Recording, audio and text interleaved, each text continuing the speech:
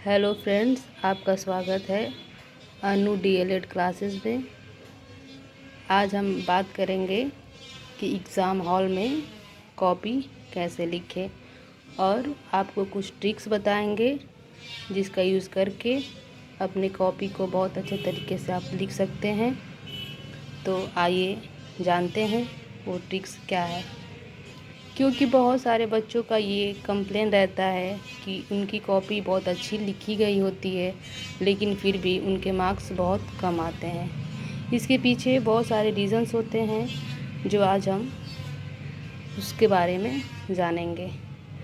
जैसे कि पहला ये, अगर हमें किसी भी टॉपिक के बारे में कुछ लिखना है या क्वेश्चंस के बारे में लिखना है तो सबसे पहले हमें उस टॉपिक से रिलेटेड की पॉइंट्स अपने माइंड में सेट कर लेनी चाहिए जो हमें वो लिखने में हेल्प करेंगी। और दूसरी पॉइंट ये है कि किसी भी क्वेश्चंस का आंसर ज़्यादा ब्रॉड में ना लिखें, उसको ब्रीफ में ही लिखें।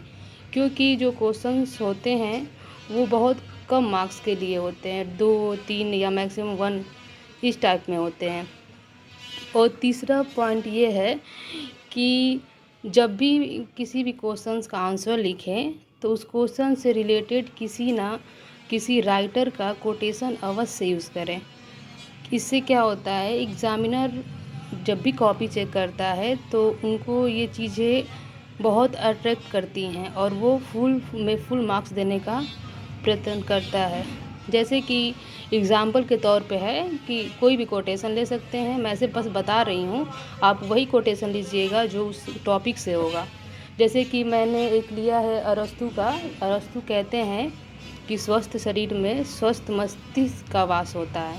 तो ऐसे ही आप जो भी लिखे क्वेश्चंस का आंसर उस क्वेश्चन के अकॉर्डिंग आप कोटेशन एक शिक्षक या जो राइटर है उनका अवश्य लिखें। इससे कॉपी सब बहुत अच्छे से लिखी जाती है और एग्ज़ामिनर को बहुत अट्रैक्ट करती है। और तीसरा ये है कि जब भी क्वेश्चंस लिखें, किसी भी क्वेश्चंस को लिखने के बाद उससे रिलेटेड उसका एग्ज़ाम्पल्स अवश्य दें और जो भी एग्ज़ाम्पल हो हमारे जीवन से रिलेटेड हो। और ये लास्ट पॉइंट ये है कि जो भी मतलब पैराग्राफ का यूज़ करें और पैराग्राफ ज़्यादा बड़ा ना हो। जैसे कि 3 लाइन लिखने के बाद आप पैराग्राफ चेंज कर दीजिए, एक और पैराग्राफ बना दीजिए।